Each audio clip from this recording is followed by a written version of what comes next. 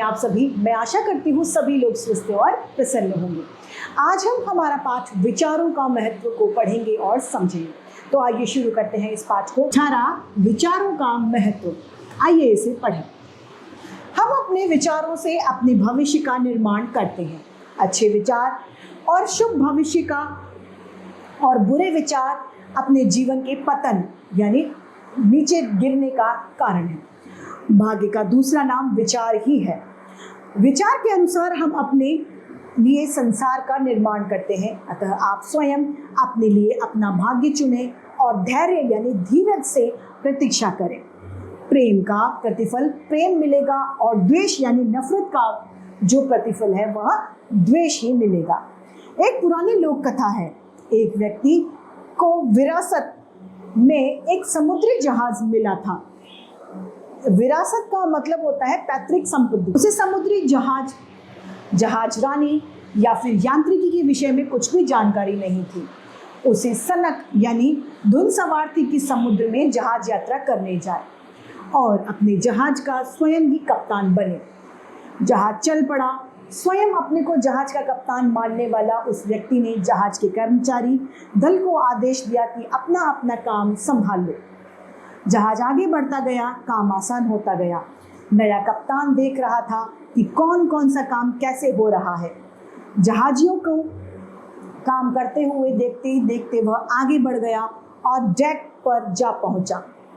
वहां उसने देखा कि एक कर्मचारी एक बहुत बड़े चक्र को घुमा रहा था, कभी इधर कभी उधर। नए कप्तान ने पूछा, यह आदमी यह क्या कर रहा है?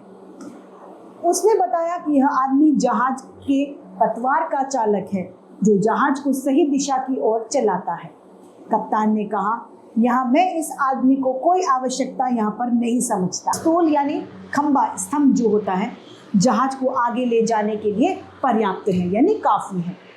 अब जमीन दिखाई देने लगे या सामने कोई दूसरा जहाज आता दिखाई पड़े तब इस पतवार को हम प्रयोग में ला सकते हैं। पाल खोल दो और जहाज को चलने दो। आज्ञा का पालन किया गया। उसके बाद जो दुर्घटना और विनाश हुआ उस मूर्ख व्यक्ति को जीवन भर एक क्षण के लिए भी भूल न सके, जिसने कहा था कि पतवार थामने की कोई ज़रूरत नहीं है, जहाज अपने आप चलता जाएगा। ज़रा सोचिए, क्या आप पर जहाज से भी ज़्यादा कोमल, जहाज से भी ज़्यादा नाजुक, जहाज से भी ज़्यादा बहुमूल्य और उलझनपूर्ण वस्तु के संचालन का भार नहीं आ पड़ा? वह है आपका जीवन अर्थात आपका मन। क्या कभी आपने मन की पतवार अपने हाथों में थामने की ओर ध्यान दिया है? कभी आपने मन को अपने वश में करने, इसे इच्छा के अनुसार चलाने का प्रयत्न किया है? क्या आपने इस उच्छृंखल श्रृंखलता के इधर उधर भागने की खुली छूट दी रखी है? क्या वह क्रोध और तीव्र मनोवेगों से दिशा भ्रष्ट होकर इधर उधर नहीं भटकता है? क्या यह ऐरे गहरे लोगों से मित्रता नहीं करता? ऐरे गहरे लोगों को भी अपना दोस्त बना लेते हैं? ओछी या तुच्छ पुस्तकों को पढ़ने में नहीं लग जाता? क्या मनोरंजक के साधनों से आपको बहलाता हुआ यह आपको उस मार्ग से दूर नहीं ले जाता जिस मार्ग पर चलते हुए आपने अपना जीवन संवारने का निश्चय किया था? क्या आप सच में अपने जीवन रूपी जहाज के कप्तान हैं? क्या आपको विश्वास है कि आप इसे प्रसन्नता यानी खुशी और शांति से सफलता की टच की ओर ले जा सकते हैं? यदि आप ऐसा नहीं कर सकते तो क्यों नहीं कर सकते? क्या आप परिस्थिति को अपने अधीन करके उसके स्वामी नहीं बन सकते? यह संभव है। जितना कठिन आप समझते हैं यह उससे कहीं सरल, आवश्यकता केवल यह उससे कहीं आसान है। लेकिन ज़रूरत यह है कि आप ऐसे चाहते हो, इसके लिए दृढ़ इच्छा शक्ति हो। इसके लिए आपको अपनी स्वाभिमानी सद्वृत्तियों को काम में लेना होगा। जीवन की प्रत्येक चेष्टा को व्यक्तित्व अपने वश में कैसे कर सकता है, कैसे वह इष्ट दिशा और जीवन रूपी जहाज को मोड़ सकता है, यह जानना बहुत आवश्यक है। यह जाने बिना उन विचारों की प्राप्ति नहीं हो सकती जिन्हें जीवन का निर्माण करने वाले विचार कहा जाता है। यानी अपने मन पर कंट्रोल सबसे ज़्यादा ज़रूरी है। विचारों पर नियंत्रण करने तथा उन्हें श्रेयकर प्रवृत्तियों यानी आदत में नियोजित करने के लिए अग्रसर होते हैं, जिससे उनका अपना भला हो सकता है।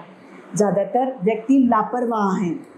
वे अपने विचारों को नियंत्रित और प्रशिक्षित करने का प्रयत्न नहीं करते और प्रत्येक बात को भाग्य के भरोसे छोड़ देते हैं। जो भाग्य में लिखा होगा वह हो जाएगा। यह एक पेटेंट डायलॉग हो गया है कि हम भाग्य में होगा तो हमें मिल जाएगा। प्राय लोग अपने विचारों को बेलगाम छोड़ देते हैं और इस प्रकार अपने जीवन की प्रत्येक घटना और परिस्थितियों को छोड़कर अपने मन को विवश कर देते हैं कि वह परिस्थितियों और घटनाओं का प्रतिकार अर्थात समाधान या सॉल्यूशन करने के लिए कोई प्रयत्न न करे।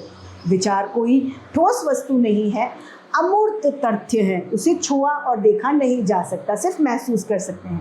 इसीलिए ज़्यादातर व्यक्ति समझते हैं कि इन पर हमारा कोई वश नहीं, हम इन्हें इच्छानुसार नहीं चला सकते, हम इन्हें बदल नहीं सकते। साधारणतः लोग यही समझते हैं कि मन की प्रवृत्तियों को रोकना कठिन तथा निरर्थक कार्य है। वे समझते हैं कि विचारों का अध्ययन करना, मनोवेगों का विश्लेषण करना बहुत कठिन कार्य है और इसके लिए फालतू समय और अनेक पुस्तकों का अध्ययन करना जरूरी है। भले ही कितना ही अबोध हो, कितना ही अर्ज हो, कितना ही असंकृत हो और कितना ही व्यस्त हो, उसके अंदर इतनी सामर्थ्य जरूर है कि वह अपने विचारों को समझ सके, उनका विश्लेषण कर सके, उनकी छानबीन कर सके। यानी सभी के अंदर दिमाग है और वो ये जानता है कि अपने विचारों को किस तरीके से कंट्रोल में हम कर सकते हैं। प्रत्येक व्यक्ति के पास इतना समय भी अवश्य है कि वह अपनी बुद्धि और स्वभाव का पुनर्निर्माण कर सके, अपने कार्यकलापों को बदल सके, अपने चरित्र में परिवर्तन ला सके और इस प्रकार अपने शरीर की जीवन में वांछित परिवर्तन वह ला सके।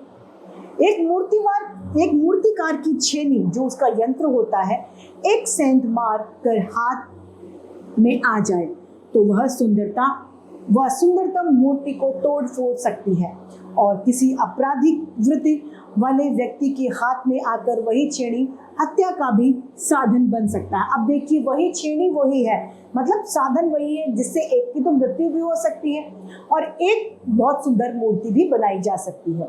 हमारे हाथों में शक्ति एक जैसी है, हम चाहें तो उसके द्वारा कोई सुंदर निर्माण या रचना कर सकते हैं और चाहें तो किसी सुंदर निर्माण या रचना को नष्ट भी कर सकते हैं। ये हमारे विचारों पर निर्भर करता है। यह हमारे ही हाथों में है कि हम वास्तव में श्रेष्ठ बनाएं या उसे बिगाड़ दें, हीन हो या फिर पतित हो जाए। उच्च श्रृंख व्यक्ति जो अपने विचारों को वश में नहीं कर सकते, जो अपनी प्रवृत्तियों और चेष्टाओं को नहीं बदल सकते, वे वह जानने में प्रबल ही नहीं करते कि वे किस प्रकार सौंदर्य और संतुलन का, प्रसन्नता और सफल का सृजन कर सकते हैं। उसका मन जिधर जाएगा वे उसे उधर ही जाने देंगे। उससे जो भी चेष्टा हो जाए होने देते हैं। संगमरमर पर चोट करता हुआ मूर्तिकार एक भी चोट ऐसी नहीं करता जो उसे इष्ट न हो। वह अपने लक्ष्य यानी अपने जहाँ पर उसे पहुँचना है लक्ष्य की ओर एकटक देखता रहता है। उसे ध्यान से पूर्ण एकाग्रता से एक एक छोटे छोटे बिंदु पर छोटी छोटी सी रेखा का सृजन करता है। वह सतत प्रयत्न करता है कि उसकी छेनी की प्रत्येक चोट उसके अंतिम परिणाम, उसके चरम लक्ष्य तक ले जाने वाली हो।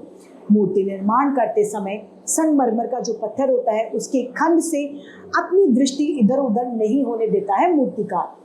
वह उसे एकाग्र रखता है, भटकने नहीं देता।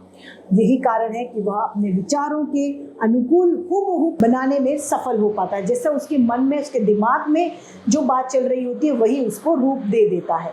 अपने चरित्र की काट छांट के लिए हमें भी मूर्तिकार की तरह प्रयत्न करना चाहिए। अपने इर्द गिर्द के वातावरण को बदलने के लिए हमें भी वैसा ही प्रयास करना चाहिए। हमें यह अवश्य जानना चाहिए कि हमें क्या करना है और यह भी कि उसे कैसे किया जा सकता है।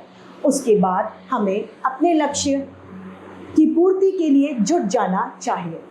अपने काम को अपनी कल्पना के अनुरूप पूर्ण करने के लिए निरंतर हमें अथक यानी बहुत परिश्रम और कोशिश करनी चाहिए। जो अपने विचारों को अपने वश में कर सकता है वह अपने आदर्श के अनुरूप अपने लक्ष्य को भी पूरा करने में समर्थ होता है।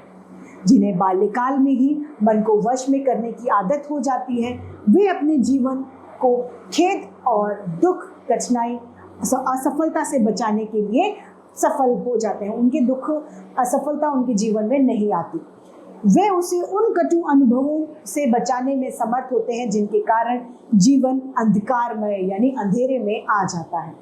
इसके विपरीत जिन्हें मनोनिग्रह यानी मन को वश में रखना का पाठ बचपन में नहीं पढ़ाया जाता, जिन्हें यह नहीं सिखाया जाता कि अपने विचारों को कैसे अपने वश में करना चाहिए, वो जीवन की सर्वोत्तम यानी सबसे ऊंची शिक्षा से भी वंचित रह जाते हैं। इस प्रकार विचारों का चिंतन, मनन और विश्लेषण एक महान वरदान है। यदि हम अपने मन के विचारों को समझ सकते हैं कि उन्हें वश में भी किया जा सकता है और यदि अपने विचारों को वश में कर सकते हैं तो अपने जीवन को उस स्वरूप का भी निर्माण कर सकते हैं जिसका हम सपना देखते हैं, हम जिसकी कल्पना कर सकते हैं। इस पाठ के रचयिता हैं स्वेट मॉर्डन।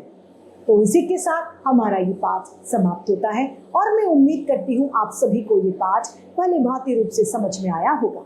आज के लिए इतना ही, फिर मिलते हैं। धन्यवाद।